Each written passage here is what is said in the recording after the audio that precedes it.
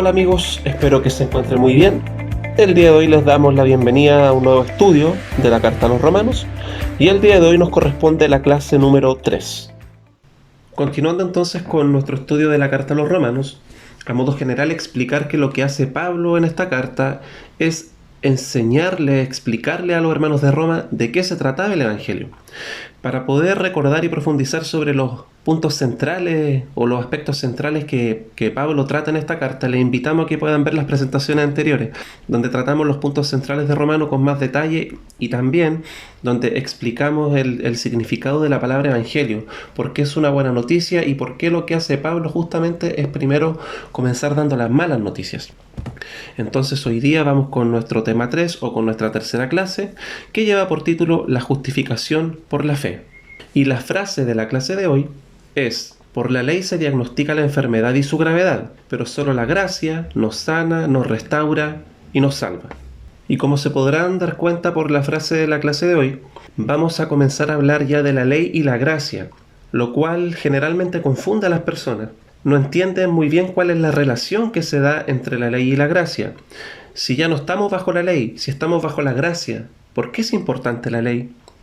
¿Por qué debemos cumplir la ley si ya no vamos a ser salvados por la ley, somos salvos por gracia? Nosotros debemos entender lo que significa, por lo tanto, hoy para nosotros la ley. Debemos entender la bendición de lo que significa la ley para nosotros hoy día, pero en su debido lugar, porque si no, la ley se va a volver solamente una maldición para nosotros. Para poder entender de dónde viene esta mala interpretación o esta confusión entre la relación de la gracia y la ley, debemos retroceder en la historia de la Iglesia por allá por el siglo IV, donde apareció un monje de Gran Bretaña llamado Pelagio. Y él comenzó a enseñar, y él decía: por supuesto que somos salvos por medio de la gracia. Claro que sí. Y él decía: la gracia de Dios consiste en que Él nos muestra su ley, nos muestra su palabra, nos muestra su voluntad, y como es por fe, entonces a mí me corresponde creer, decía él, me corresponde creer de que esas palabras que están ahí, de que esa ley de Dios, entonces es lo que yo debo creer y obedecer para poder ganarme esa salvación, que Él me la va a dar si yo obedezco con su palabra y con su ley. Por lo tanto, Él nos muestra su ley, ¿cierto? Nos muestra su palabra y ahora a nosotros nos corresponde dar nuestro mayor esfuerzo para poder cumplir con las exigencias de esa ley, con la palabra de Dios, y de esa forma entonces alcanzar la salvación que Él me va a dar. El punto es que finalmente estas enseñanzas de Pelagio llevan a una salvación por obra, y él y sus enseñanzas fueron condenadas por la Iglesia en el concilio de Éfeso de 431, y Pelagio y sus enseñanzas fueron condenadas como herejía. Él fue declarado un hereje. Si hoy día Pelagio se levantara de entre los muertos y viera el estado general de las iglesias, él diría: yo tenía razón, yo estaba en lo correcto, porque la mayoría de la iglesia, diría él, y la mayoría de los cristianos creen lo que yo enseñé. Y efectivamente, hoy día la mayoría de las iglesias y la mayoría de los cristianos siguen pensando que es así como nosotros nos salvamos. Necesitamos conocer la palabra de Dios y luego nos corresponde dar lo mejor de nosotros para obedecer esa palabra y de esa forma poder alcanzar esta salvación. Por lo tanto, los que hacen su mejor esfuerzo podrán ser salvos. Y esto llevó a una de las grandes controversias en la historia de la iglesia cristiana, porque hubo otro monje llamado Agustín, y este hombre vivía en la periferia del imperio. Él estaba en Hipona, en una ciudad del norte de África, por eso que este hombre es conocido como Agustín de Hipona. Y cuando Agustín leyó los escritos de Pelagio, puso el grito en el cielo y dijo: no puede ser, dijo. Pelagio está desviando a la iglesia de la sana doctrina que heredamos de los apóstoles. Cambió totalmente la gracia. Y efectivamente Agustín tenía razón. Agustín decía: no, ningún esfuerzo humano podrá salvarnos delante de Dios. Y de hecho eso es lo que enseña la Escritura. Y él decía: justamente en eso consiste la gracia de Dios, en que a pesar de que somos totalmente incapaces de obedecer la ley, Dios gratuitamente nos salva. Esto es el Evangelio, este es el centro de la Escritura, este es el núcleo de nuestro mensaje. Justamente sobre todo este tema de la ley y la gracia, y siguiendo la enseñanza de Pelagio, que decía que yo me salvo por cumplir con la ley de Dios, es que esta imagen nos va a servir de introducción al tema que vamos a ver hoy día. Y dice: si usted paga un centavo por un regalo, deja de ser un regalo, usted lo ha comprado. Es lógico, ¿cierto? Si yo pago por algo, ya deja de ser un regalo, porque yo pagué por eso. Habrá pagado barato o caro, da lo mismo, pero pagó. Por lo tanto, ya no es un regalo. Y se supone que la salvación, dice la Biblia, que es por gracia, es un don de Dios, un regalo de Dios. Y luego dice, no podemos ganar ni contribuir, por lo tanto, en nada a la salvación. Es un regalo de Dios, totalmente inmerecido, solo por gracia. De hecho, gracia significa eso, que es un regalo inmerecido. Y no importa cuánto te esfuerces, nunca lo vas a merecer. Por lo tanto, este regalo de la salvación es totalmente inmerecido, solo por gracia, solo por fe en Jesucristo. Y luego dice abajo Efesios 2, del 8 al 9. Y ese texto bíblico aparece arriba donde dice, porque por gracia sois salvos por medio de la fe. Y esto no es de ustedes o no es de vosotros. Ni la gracia ni la fe son de nosotros. Pues es don, es un regalo de Dios, no por obras, para que nadie se gloríe o para que nadie se jacte, como dicen otras versiones. Por lo tanto, pasando a nuestra primera sección de Romanos que vamos a ver hoy día, y que va del capítulo 3, versículo 1 al versículo 8, lo primero que nos va a decir Pablo es que la ley confirma el juicio de Dios sobre nosotros. Pasamos entonces al capítulo 3, que lleva por título Fidelidad de Dios. Entonces, ¿qué se gana con ser judío o con ser cristiano? ¿O qué valor tiene la circuncisión o el bautismo? Mucho, desde cualquier punto de vista. En primer lugar, a los judíos se les confiaron las palabras mismas de Dios.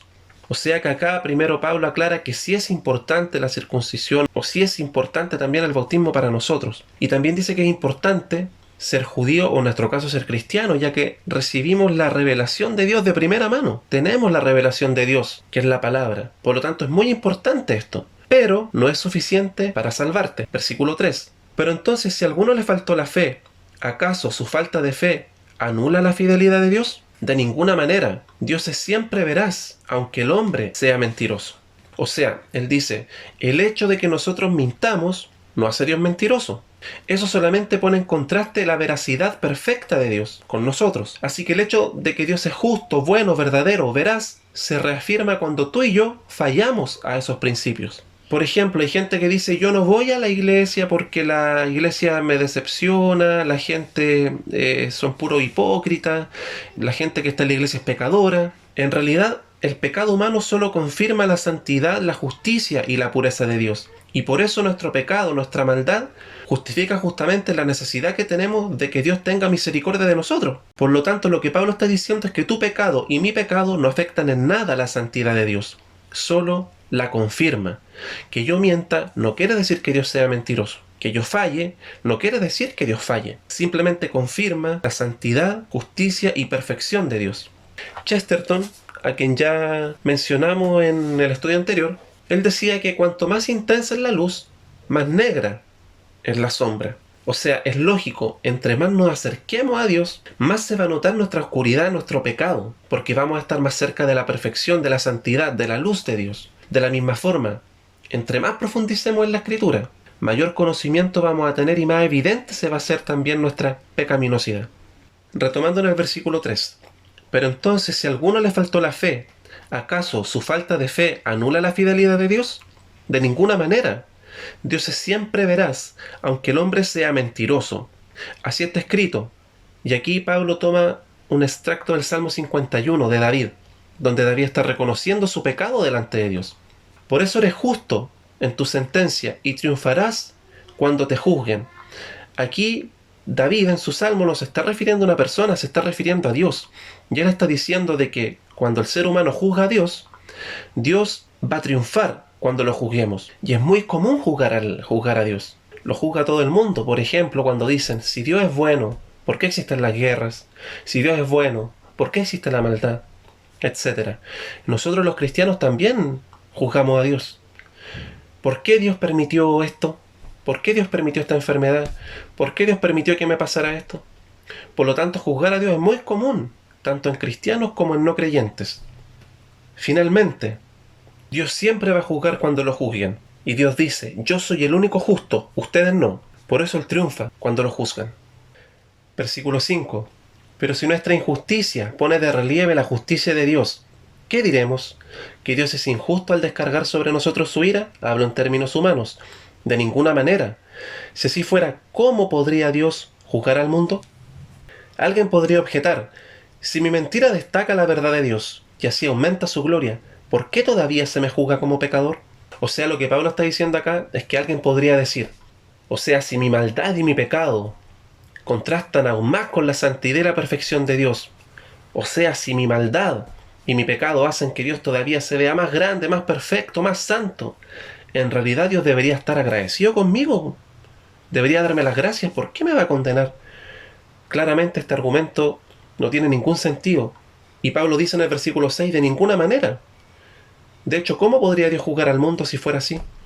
Claramente él dice que si Dios no nos juzga, si Dios no juzgara al mundo, ya no podría ser un juez justo y perfecto. Versículo 8. ¿Por qué no decir hagamos lo malo para que venga lo bueno? Así nos calumnian algunos asegurando que eso es lo que enseñamos, pero bien merecida se tiene la condenación. Y acá vemos lamentablemente la mala interpretación de la gracia. Pablo era conocido como el predicador de la gracia, básicamente sobre la gracia, era el centro de su mensaje. Lamentablemente cada vez que hoy día se para un predicador a predicar el evangelio bíblico y predica la gracia, generalmente es acusado de predicar un evangelio light, herejía, o incluso de predicar un evangelio libertino, de predicar libertinaje. Y era lo mismo que decían de Pablo, por eso que él dice, ¿por qué no decir hagamos lo malo para que venga lo bueno? O sea, si ya somos salvos, ¿por qué no pecamos nomás? Total, entre más pequemos, más gracias vamos a recibir de Dios. Pequemos y total ya pagó por todos nuestros pecados y da lo mismo lo que yo haga, da lo mismo lo que peque, como peque. Total, yo ya soy salvo, Cristo pagó por todos mis pecados. Pero la gracia jamás ha significado eso. Por eso Pablo dice, así nos calumnian algunos asegurando que eso es lo que enseñamos, pero bien merecida se tiene la condenación. Ya hemos dicho anteriormente que un cristiano inevitablemente va a pecar aunque no quiera. Hasta con el pensamiento pecamos, con los sentimientos, muchas veces las motivaciones de nuestro corazón pecamos. Es inevitable, en nuestra naturaleza pecaminosa que está ahí. Pero la gracia jamás ha sido libertad para pecar. Ha sido libertad para arrepentirse y correr a Cristo. Por lo tanto, el creyente, el nacido de nuevo, sí va a pecar inevitablemente, pero no va a andar buscando el pecado. No hace del pecado su estilo de vida. Lo que él anda buscando es hacer la voluntad de Dios. Y si peca, se va a ver obligado a apartarse de su pecado, porque el Espíritu Santo lo va a estar instando constantemente a abandonar ese pecado. Al respecto, Charles Spurgeon dijo, las ovejas pueden caer en el lodo, pero solo los cerdos se revuelcan en él. Claramente refiriéndose a esto, claramente un creyente puede pecar. Por supuesto que sí, nadie está libre, pero el creyente que peca se va a ver obligado a arrepentirse de su pecado y a dejarlo, a confesarlo y a dejarlo. La persona que no ha nacido de nuevo y que insiste en su estilo de vida pecaminoso, insiste en los mismos pecados, demuestra que no es nacido de nuevo y que no tiene temor de Dios en su corazón. Y por lo tanto, como dice Pablo al final del versículo 8, si tú, no importa quién seas, insistes en tu pecado, insistes en tu estilo de vida pecaminoso y no hay temor de Dios en tu corazón y no te arrepientes de tu pecado, da lo mismo quien seas, tu destino es uno solo. Y como dice Pablo, bien merecida se tiene la condenación, las personas que piensan así. Por lo tanto, la idea principal de la sección de Romanos que acabamos de leer, del versículo 1 al 8, es que la ley confirma el juicio de Dios sobre nosotros. Pasando a la segunda sección que va en el capítulo 3 del versículo 9 al 20, Pablo dice que la ley reafirma el juicio de Dios sobre nosotros. Por lo tanto, nuestro pecado también confirma que Dios es justo y que Él nos juzga con justicia. Y finalmente, que la ley revela la realidad de nuestro pecado. Y pasamos al versículo 9, que lleva por título, no hay un solo justo. ¿A qué conclusión llegamos entonces después de todo lo que ha dicho Pablo en estos primeros capítulos de Romanos, del 1.18 en adelante? ¿A qué conclusión llegamos? ¿Acaso los judíos somos mejores? ¿O acaso los cristianos o los evangélicos somos mejores? De ninguna manera. Ya hemos demostrado que tanto los judíos o los cristianos como los gentiles o los no creyentes están bajo el pecado. O sea, por si quedaba alguna duda, Pablo se encarga de confirmarlo nuevamente. Cristianos o incrédulos, todos hemos pecado, todos estamos bajo pecado. Así está escrito, y aquí Pablo, cierto, toma del Antiguo Testamento algunos salmos y también un pasaje de Isaías. Y Pablo dice, así está escrito, no hay un solo justo, ni siquiera uno. O sea, para pensar como Pelagio, de que yo, cierto, dando mi mayor esfuerzo, sí puedo ganarme esa salvación y sí puedo ser bueno obedeciendo a Dios, por mis propios méritos, mi propio esfuerzo, mi propia obra, para pensar como Pelagio hay que ser muy iluso. No hay un solo justo, ni siquiera uno. No hay nadie que entienda, nadie que busca a Dios. Todos se han descarriado, aún se han corrompido. No hay nadie que haga lo bueno, no hay uno solo. Su garganta es un sepulcro abierto, con su lengua profieren engaños. Veneno de víbora hay en sus labios, llena hasta su boca de maldiciones y de amargura. Veloces son sus pies para ir a derramar sangre, dejan ruina y miseria en sus caminos, y no conocen la senda de la paz. No hay temor de Dios delante de sus ojos. Hasta acá, Pablo ha sido contundente. Realmente las noticias que él nos da sobre nuestra condición ante Dios y sobre nuestra naturaleza y nuestro corazón son noticias terribles. Por lo tanto, la Biblia es como un espejo en el que nosotros nos miramos, y realmente lo que la Biblia nos muestra no es lindo. La imagen que nos muestra cuando nosotros nos vemos frente al espejo de la palabra no es una imagen bonita. Al respecto, R.C. Sproul señaló que cuando nosotros leemos la Biblia, él dijo: tú no lees la Biblia, es la Biblia quien te lee a ti. O sea que cuando tú de verdad profundizas en la palabra, tú vas a sentir eso, que es la Biblia la que te está leyendo a ti, está leyendo tu mente y está leyendo tu corazón. El Señor, a través de la Biblia, mientras tú la lees, te está desnudando ante Él, sacando a la luz toda tu maldad y todo tu pecado. Continuando en el versículo 19, ahora bien, sabemos que todo lo que dice la ley, lo dice a quienes están sujetos a ella, para que todo el mundo se calle la boca y quede convicto delante de Dios. Y aquí no se refiere solamente a los creyentes, ya que todo el mundo está bajo la palabra de Dios, porque todo el mundo está bajo la autoridad de Dios. Y en el versículo 20, Pablo dice y confirma justamente esta relación de la ley, que la ley no nos puede salvar. Versículo 20, por tanto, nadie será justificado en presencia de Dios por hacer las obras que exige la ley. Más bien, mediante la ley cobramos conciencia del pecado. Y aquí Pablo comienza a explicar el sentido de la ley. No nos puede justificar delante de Dios porque no nos puede salvar. Más bien, mediante la ley cobramos conciencia de nuestro pecado. Entonces, la ley es ese médico, por así decirlo, por poner un ejemplo, es como un médico, pero un buen médico. Porque tú no estarías contento con un médico, ¿cierto?, que al que tú vas, te hace los exámenes y, por ejemplo, tú tienes cáncer y estás muy grave. Y el médico va y te dice: no, sabe que usted está bien, váyase para la casa. Y al tiempo después tú empeoras y te das cuenta que estás muy enfermo, al borde de la muerte.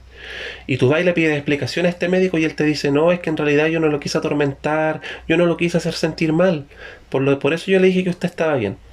Eso es un mal médico. Al contrario, la ley es ese buen médico que te dice, te diagnostica la gravedad de tu enfermedad y te dice lo grave que es, y te dice que tienen que hacer algo, buscar un tratamiento, porque si no tú te vas a morir, y te llama y te dice: mira, probemos con este tratamiento, busquemos por este otro lado, busquemos una solución a su enfermedad. Esa es la ley, el buen médico que te revela la realidad de tu pecado, la realidad de tu maldad y lo grave que esta es. Por lo tanto, la Biblia no nos dice que nosotros somos campeones, que debemos sacar el campeón que llevamos dentro, o que nosotros lograremos todos los sueños que nos propongamos porque somos campeones. No, lo que la Biblia nos dice es que somos pecadores y necesitamos arrepentirnos y correr a Cristo para hallar salvación.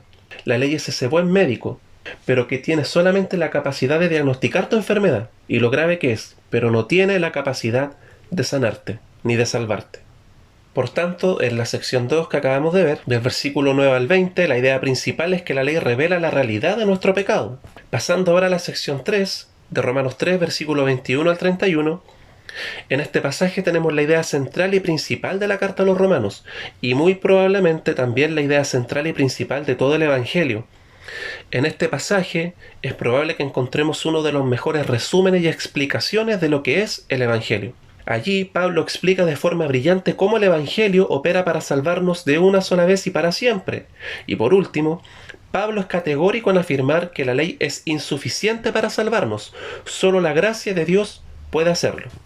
Versículo 21 lleva por título la justicia mediante la fe. Pero ahora, ese pero ahora está lleno de significado. O sea, las noticias eran terribles, la cosa estaba terrible para nosotros. Pero ahora, ese pero ahora lo cambia todo. Ahora hay una luz de esperanza. Es como cuando te estás hundiendo en el lodo y aparece una luz de esperanza, de salvación. Pero ahora, sin la mediación de la ley, sin tus obras, sin tu comportamiento, sin tu conducta, sin la mediación de la ley, se ha manifestado la justicia de Dios. Cuando la Biblia habla de la justicia de Dios que se manifiesta, debemos entenderla en dos sentidos. No olvidemos que por una parte, la justicia de Dios como juez perfecto, implacable, justo. Esa justicia de Dios nos condena porque Pablo ha demostrado que somos culpables. Porque Dios es un juez justo, nosotros merecemos por lo tanto condenación. Por la justicia de Dios, nosotros no deberíamos haber abierto los ojos esta mañana. Por la justicia de Dios, el aire que está entrando a tus pulmones en este momento no debería estar entrando, porque somos culpables y no merecemos la misericordia de Dios. Pero ahora, sin la mediación de la ley, se ha manifestado la justicia de Dios, de la que dan testimonio la ley y los profetas, o sea, de lo mismo que venían hablando en la antigüedad los profetas, dice Pablo. Esta justicia de Dios llega mediante la fe en Jesucristo a todos los que creen.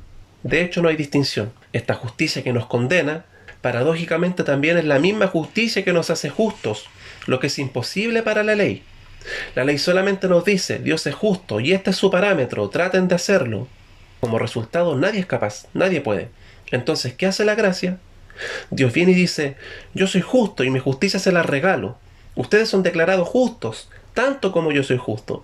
Y hermano, hermana, amigo, amiga, esta es la mejor noticia que podrás recibir en tu vida. Y por eso evangelio significa buena noticia. Es una excelente noticia. Dios te declara justo, tanto como Él es justo, aunque tú no lo seas. Versículo 22 nuevamente. Esta justicia de Dios llega mediante la fe en Jesucristo a todos los que creen. De hecho, no hay distinción. Pues todos han pecado y están privados de la gloria de Dios. O están destituidos de la gloria de Dios, como dicen otras versiones. O sea, aquí en este versículo 23, Pablo resume todo lo que ha venido diciendo de Romanos 1:18 hasta acá. Todos han pecado y están privados de la gloria de Dios. No tienes acceso a la gloria de Dios. No puedes ganarte la salvación. No tienes acceso a esa salvación. No te puedes ganar el favor de Dios. No te puedes ganar su amor. No te puedes ganar su misericordia, porque todos han pecado y están privados, fuera, destituidos de la gloria de Dios. Pero, por su gracia, son justificados gratuitamente mediante la redención que Cristo Jesús efectuó. Y aquí Pablo introduce una palabra, un concepto. Él habla de justificación.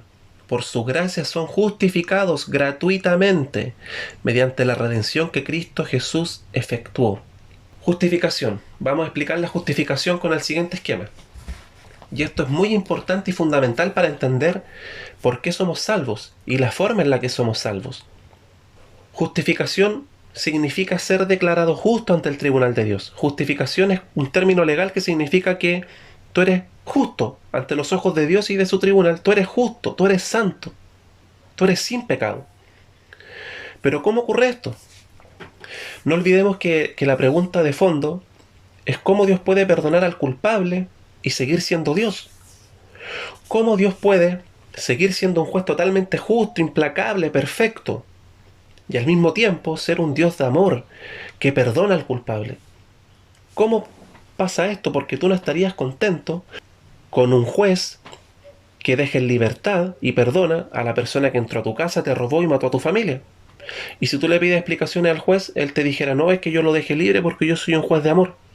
Tú no estarías contento con ese juez, y de hecho ese sería un pésimo juez porque no está aplicando justicia. ¿Qué es lo que tiene que hacer? Entonces, ¿cómo Dios puede perdonar al culpable y seguir siendo justo y perfecto? El Nuevo Testamento presenta a Jesús como el Cordero de Dios que quita el pecado del mundo.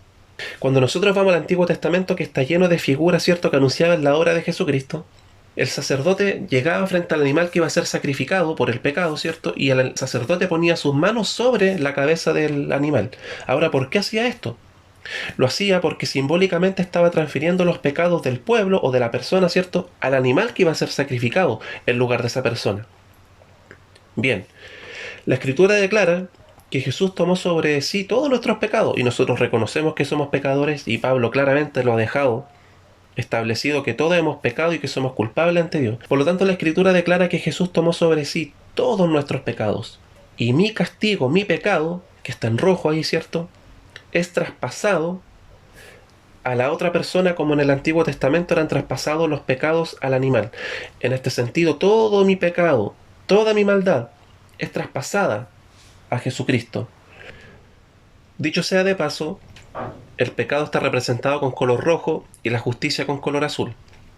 Entonces, yo estoy lleno de pecado, lleno de maldad, y Jesucristo, que vino, vivió una vida perfecta, cada segundo de su existencia palpitó al ritmo de la voluntad del Padre, no falló en nada. Jesús está lleno de justicia, perfecto. Entonces, cuando Jesucristo fue a la cruz, Él cargó con todos nuestros pecados como nosotros mismos declaramos, ¿cierto? Él cargó con nuestra culpa, con nuestro pecado. Por lo tanto, todo mi pecado, todo mi pecado fue traspasado a Jesús en la cruz. Cuando Jesús estaba en la cruz, Él estaba pagando tu culpa, mi culpa, estaba pagando tu deuda, mi deuda. El castigo que nos correspondía a nosotros lo cargó Jesús. Jesús, por nosotros, por amor a nosotros, experimentó el abandono del Padre en la cruz. Por eso Él expresó: ¿por qué me has desamparado? Porque Él experimentó la separación del Padre, porque el Padre no puede estar donde está el pecado. Y Jesús estaba lleno de pecado, lleno de tu pecado y de mi pecado. Por lo tanto, Dios no hizo la vista gorda con tu pecado. Dios sí lo castigó, y de la forma más terrible, en el propio Jesucristo. Por lo tanto, como mi pecado pasó a Jesús, yo quedé ante los ojos de Dios por creer en el sacrificio de Jesús, yo quedé libre de culpa. Yo quedé blanco, libre de todo este pecado ante los ojos de Dios. Y esta transferencia es real. Por eso Cristo pagó por mis pecados y yo tengo acceso al Padre y vida eterna. Mi pecado es traspasado a Jesús. Luego, Jesucristo fue levantado con poder de entre los muertos, venció a la muerte, venció al pecado. Y Jesús, tras su resurrección, sigue siendo totalmente justo, perfecto y santo. Todo justicia. Y toda esa justicia de Jesús me es traspasada a mí. Yo quedo cubierto de la perfección de Jesucristo, quedo cubierto de la santidad de Cristo ante los ojos de Dios. Por eso ante su tribunal yo soy declarado justo. Y de esta forma Dios sigue siendo un juez perfecto, implacable, que castigó nuestro pecado de la forma más terrible. Pero al mismo tiempo, a través de ese sacrificio en esa cruz, también nos mostró su amor, su gracia y su misericordia y el perdón de nuestros pecados. Esta transferencia es real. Por eso nosotros tenemos acceso al Padre y tenemos vida eterna, y estamos unidos espiritualmente a Cristo. Y por lo tanto, ante los ojos de Dios, ante su tribunal, tú eres visto como justo, aunque claramente nosotros al mirarnos frente al espejo no somos justos. Tú eres visto como santo, y nosotros sabemos que no somos santos. Eres visto como perfecto, y nosotros sabemos que no somos perfectos, pero gracias a la obra de Cristo, gracias a su perfección y gracias a la fe que tú depositaste en la obra de Jesucristo, que Él cargó con tus pecados, pagó por ellos y resucitó al tercer día para darte salvación, entonces tú eres salvo. Y la justicia de Cristo es traspasada a tu cuenta. Esto se conoce como justicia imputada, cargada, traspasada. Y como es doble imputación, porque mi pecado pasó a Jesús y la santidad de Jesús pasó a mi cuenta. Cuando nosotros estábamos en el colegio y nosotros faltábamos, ¿cierto? Al otro día teníamos que volver con nuestro apoderado y nos daban la justificación, ¿cierto? Este pase que nos daban. Entonces yo llegaba a la clase y yo podía pasar, ¿cierto? Y ser considerado presente el día anterior, pese a que no estuve presente. Pero como tengo mi justificación, soy considerado como que sí estuve presente. De la misma forma, ante Dios, tú eres considerado justo, santo, perfecto, sin mancha, aunque no lo eres, gracias a la obra de Jesucristo. Por eso tienes vida eterna, por eso tienes salvación. Esta doctrina es conocida como la justificación por la fe, y es una doctrina fundamental de la Iglesia cristiana, tanto de los apóstoles como de los reformadores.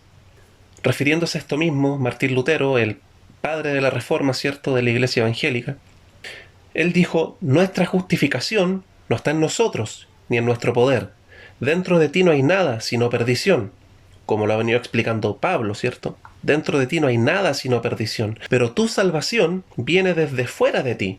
Lo que Lutero está explicando es que esta justificación, esta justicia de Cristo que nos salva, viene de afuera de nosotros, no depende de nosotros, no pasa por nosotros, no es por algo que tú hiciste o que no hiciste, no, es por la obra de Jesucristo, externa a ti, viene desde fuera de ti, te es adjudicada, te es imputada, pero viene desde fuera de ti, y esto pasó una sola vez, por lo tanto tú eres justificado una sola vez y para siempre.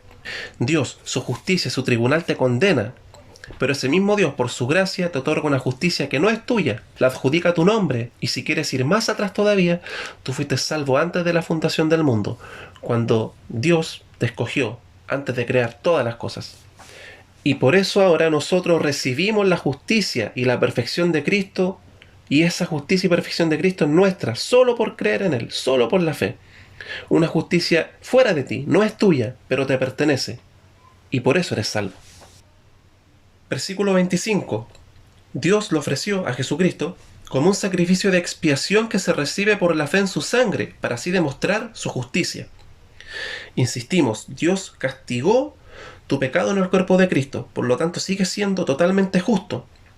Y nuevamente, ¿cierto?, reitera de que Cristo fue ofrecido como un sacrificio de expiación, como el ejemplo que explicábamos, ¿cierto?, de la justificación.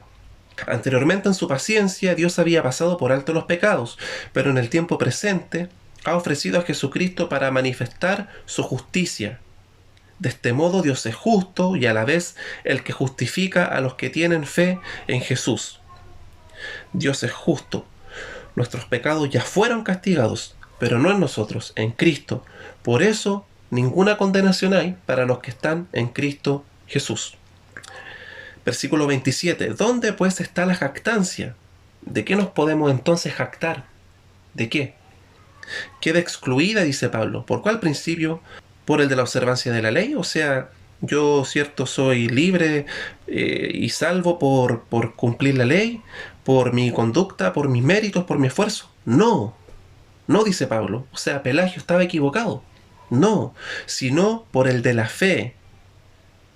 Porque sostenemos que todos somos justificados por la fe y no por las obras que la ley exige. No somos justificados, no somos salvos por nuestra conducta, por nuestras obras. Somos salvos por la fe. Agustín tenía razón. ¿Es acaso Dios solo Dios de los judíos? ¿No lo es también de los gentiles?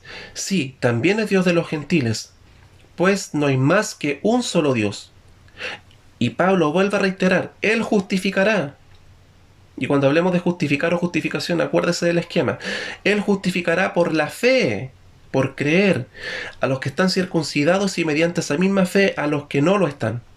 O sea que hayas estado toda tu vida en la iglesia, o sea que estuviste toda una vida alejado del Señor y finalmente te arrepientes, ¿cierto? Y Él te perdona. Es la misma fe la que salva a los dos, en ambos casos. Versículo 31. ¿Quiere decir que anulamos la ley con la fe?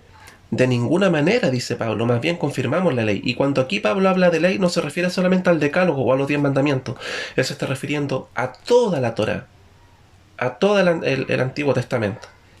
De ninguna manera, más bien confirmamos la ley, porque la ley confirma, ¿cierto?, que no podemos salvarnos por nuestra obra y necesitamos la salvación por gracia, por creer en Jesucristo. Y Pablo lo va a seguir argumentando entonces en el capítulo 4, que lo vamos a ver en la próxima clase.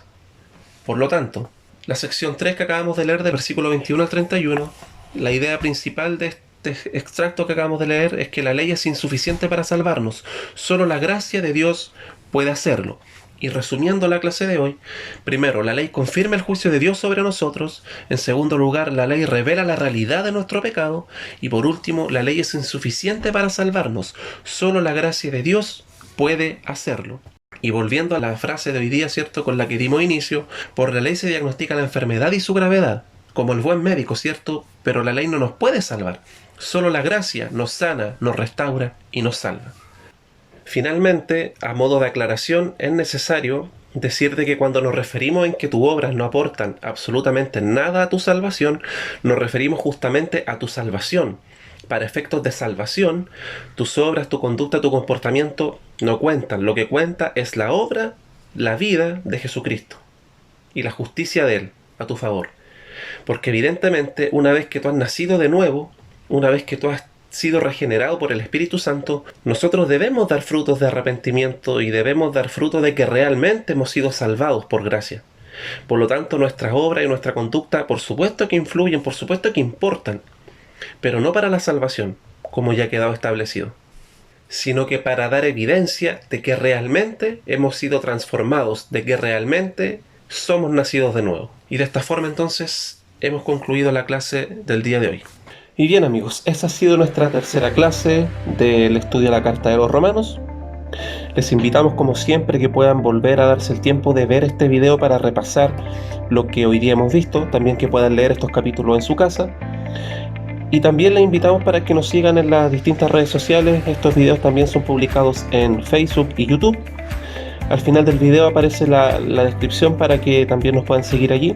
Les damos las gracias por la buena acogida que han tenido estos videos y también a todas aquellas personas que han apoyado esta iniciativa. También por supuesto está la invitación para que puedan compartir este material con algún amigo, algún hermano. Por supuesto está la libertad de hacerlo y esa es la idea también de estos estudios. Así que eso sería todo por hoy día y nos vemos en nuestro próximo video. Que estén muy bien.